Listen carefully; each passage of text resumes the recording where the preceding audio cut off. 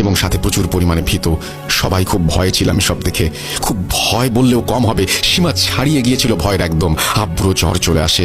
আমি আর আম্মু পানি দিতে থাকি। অনেকক্ষণ, প্রায় ভোরের দিকে আব্বুর জ্ঞান ফেরে। এরপর আব্বুর কাছ থেকে শুনি আমরা পুরো ঘটনা। অজ্ঞান হওয়ার কারণ জানতে চাইলে আব্বু বলে, গেটটা ওভাবে লেগে যাওয়ায় আমি ভয় পাই অনেক। আমি চলে আসব এমন সময় হাসিটা আবার আমার কাছে আসে এবং আমার কানের কাছে আসে।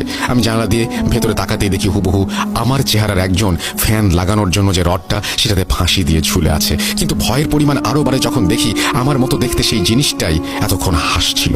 আমি আর সহ্য করতে পারিনি, চিৎকার দিয়ে জ্ঞান হারাই তখন। এত সব হওয়ার পর কারোরই থাকার ইচ্ছা ছিল না সেই বাসায়, কিন্তু অনিচ্ছা সত্ত্বেও আমাদের 1 মাস যাবৎ থাকতে হয়েছে সেখানে, যার প্রতিটি দিন কেটেছে নতুন নতুন রহস্যময় ভয়ঙ্কর ঘটনার সাথে। সবগুলো তার লিখে পাঠানো সম্ভব না, ইমেল অনেক বড় হয়ে যাবে। আমার আরেকটা অভিজ্ঞতা বলে শেষ করছি। এসব ঘটনার 2 থেকে 3 দিন পরের রাতের কাহিনী। আমি আর আমার বড় আপু একসাথে শুয়েছিলাম আপুর রুমে। আব্বু আসেনি তখনও ডিউটি থেকে। রাত 11টার মতো বাজে। হঠাৎ মেইন গেটে নক করার আওয়াজ আসে। বলে রাখি, আব্বু রাত করে বাসায় এসেছিল, তাই অভ্যস্ত হয়েছিলাম দৌড়ে গিয়ে দরজা খুলতে।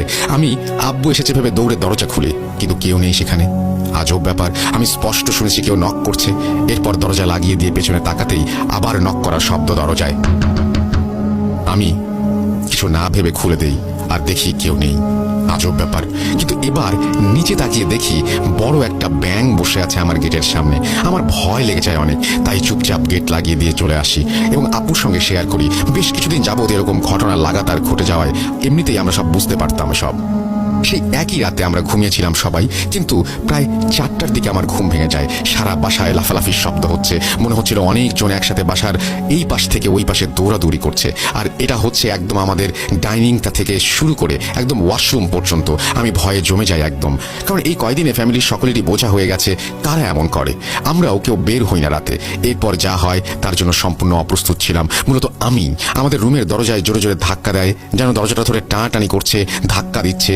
দরজাগুলো এদিকে অনেক পুরনো আর কাঠের তৈরি, তাই একদম ভেঙে যাবে মনে হচ্ছিল। আপুকে ডেকে তুলি আর আব্বুকে ডাকতে থাকে আমাদের রুম থেকেই। ভয়ে কেঁদে ফেলার মতো অবস্থা হয়ে গিয়েছিল। ছোট বাচ্চাই বলা যায় তখন, কিন্তু ততক্ষণে আমার শব্দ শুনে সব বন্ধ হয়ে গেছে। আপুকে ডেকে তুলে আমি দৌড়ে আম্মু আব্বুর দিকে যাই আর সব বলি। আমি কোনোভাবে আর থাকবো না সেখানে জানিয়ে দেই।